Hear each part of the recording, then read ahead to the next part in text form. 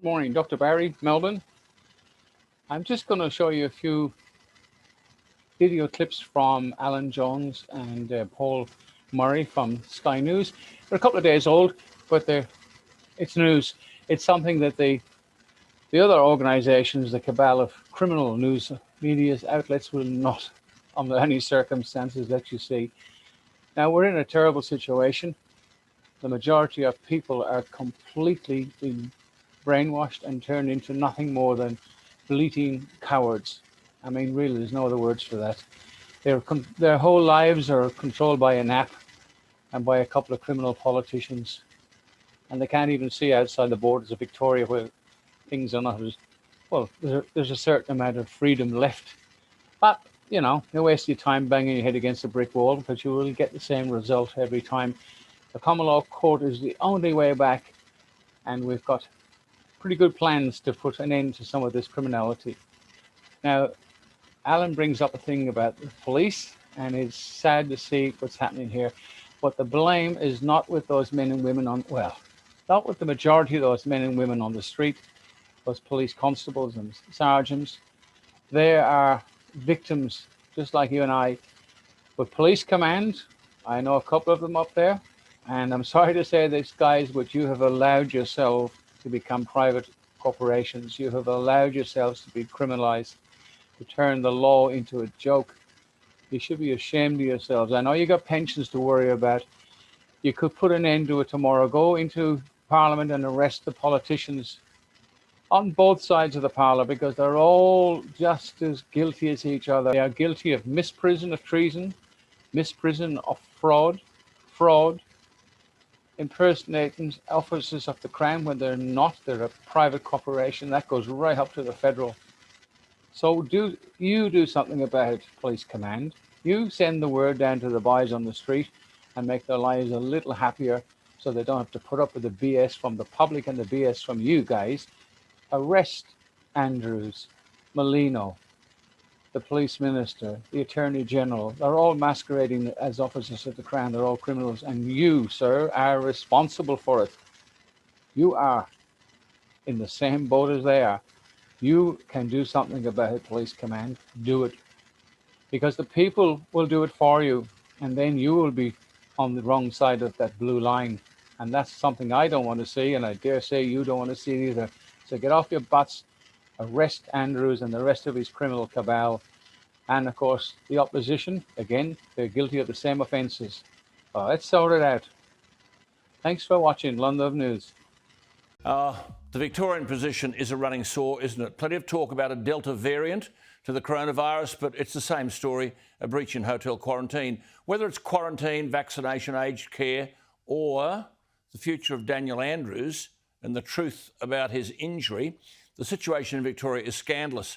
Now, after frightening citizens with dishonest and inflammatory rhetoric about a beastly virus travelling faster than the speed of light, and following welcome intervention from the Prime Minister, the lockdown will end, but we shouldn't get excited. It should never have happened in the first place.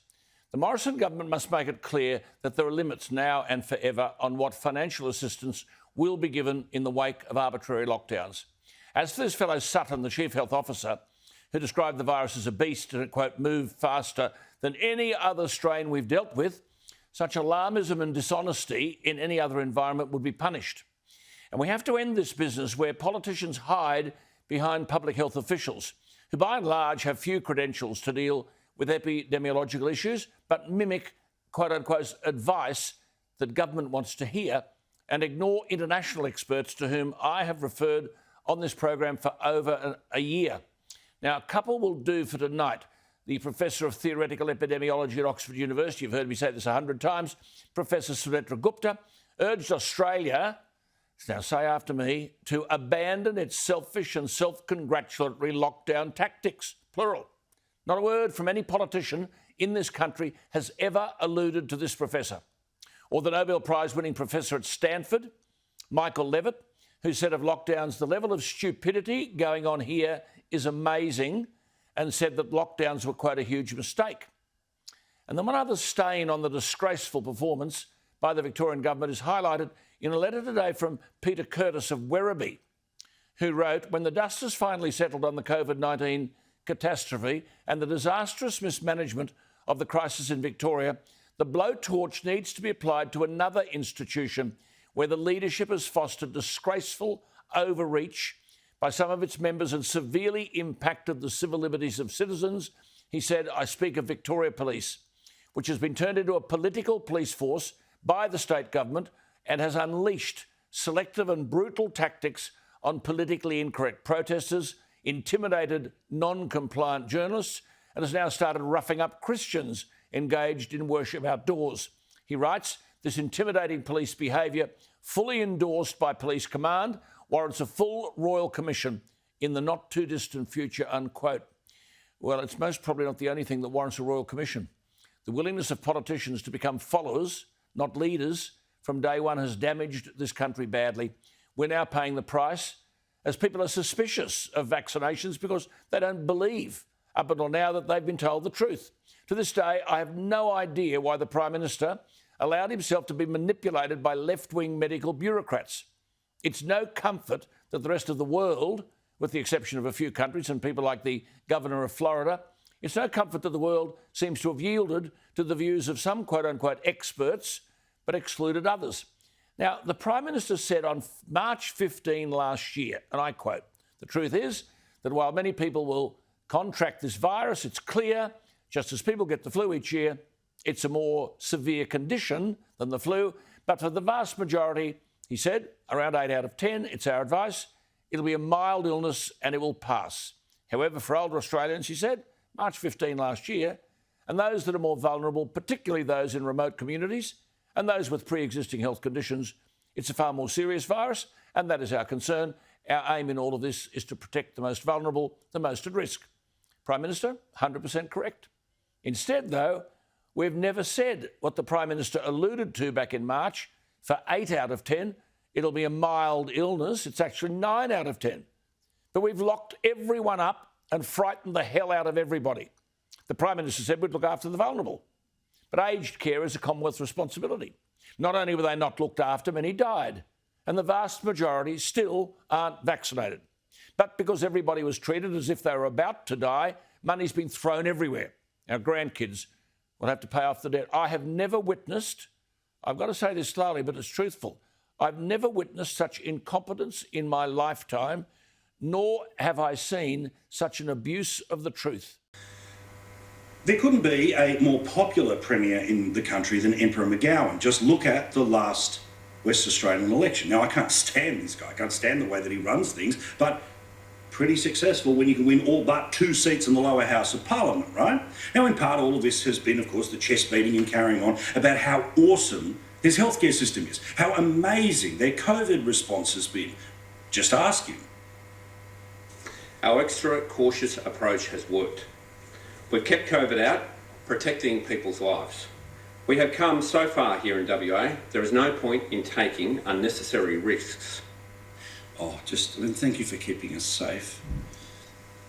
Now, Western Australia was very slow to the party. In August of last year is when QR codes started to roll out in places like New South Wales. Well, Facebook tells us that it was November 26 of 2020 when the West Australian Premier decided to start to publicise the idea of a safe WA app, among other things, mandatory contact tracing.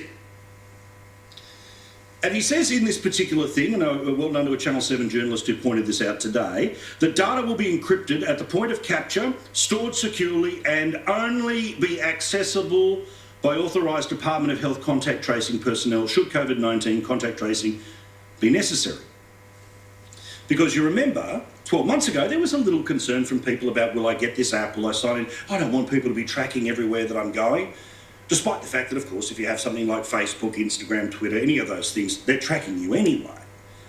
But government went out of its way to tell us, no, this is not a tracking app. Well, in Western Australia, despite the fact that they were months late to the party in terms of coming up with one of these apps and months late in coming to the party when it came to the QR codes specifically, guess what happened?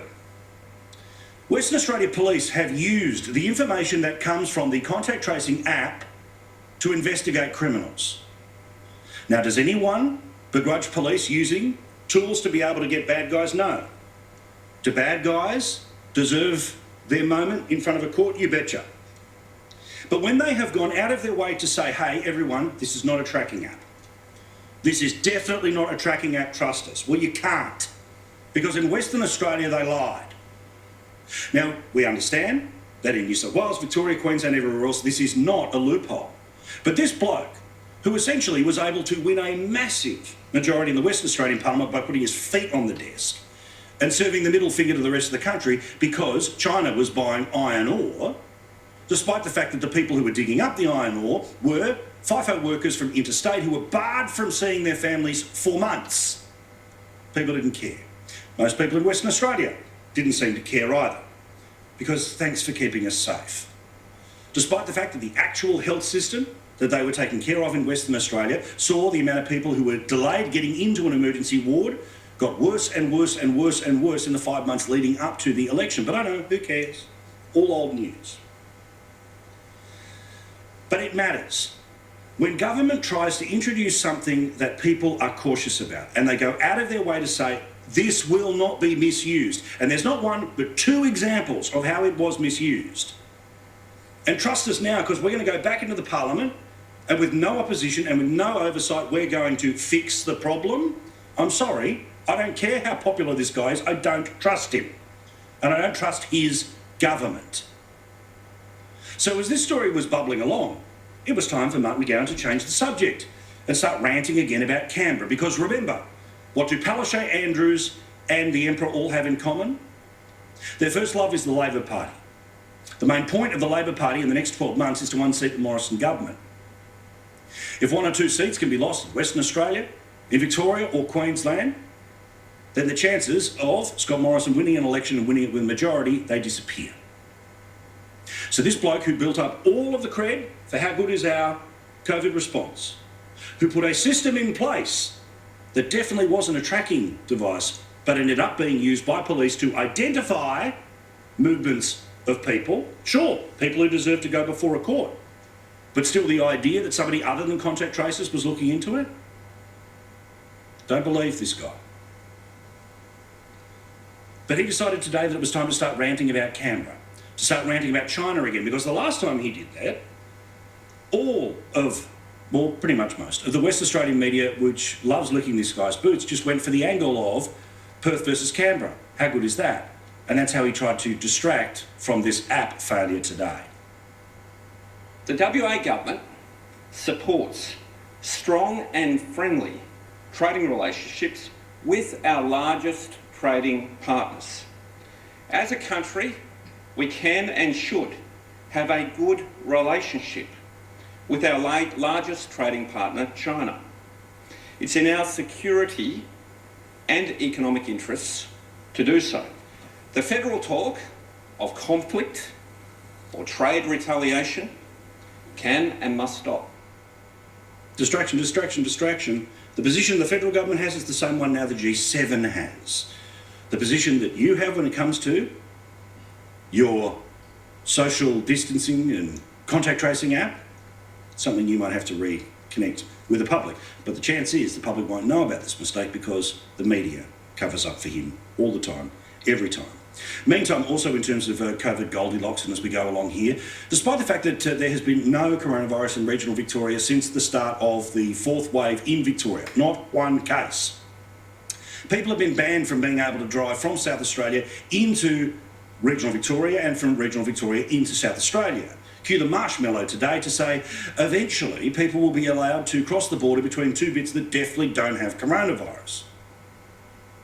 I think this will be massive relief to many people in regional Victoria. We'll obviously continue to keep looking at the statistics, the information coming out of Greater Melbourne itself, and if we can lift those restrictions in the coming days and weeks, then of course we'll do that.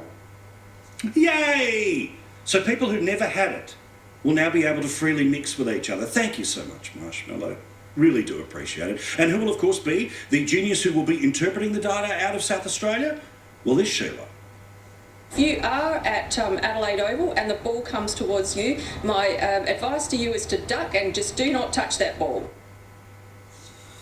Seriously. To Queensland today. Now, for a long time, they have also told us how amazing their healthcare system is. Just ask the freshly re-elected Queen Palaszczuk. The fact that we have been able to have a strong health response means that our economy is able to power ahead, to be charged up, and to make sure that we are focusing on jobs. What? Anyway, that word salad was apparently quite successful, and because people were appropriately scared, she was handed unlimited power, no upper house in Queensland, for 4 years. So it's a little shocking that the Queensland government, who just late last year was telling us how amazing everything was, has now decided they're going to spend $2 billion fixing their own health system. Why? Because it's been screwed for a long time. Where will the money come from? The credit card. Because debt's okay, right?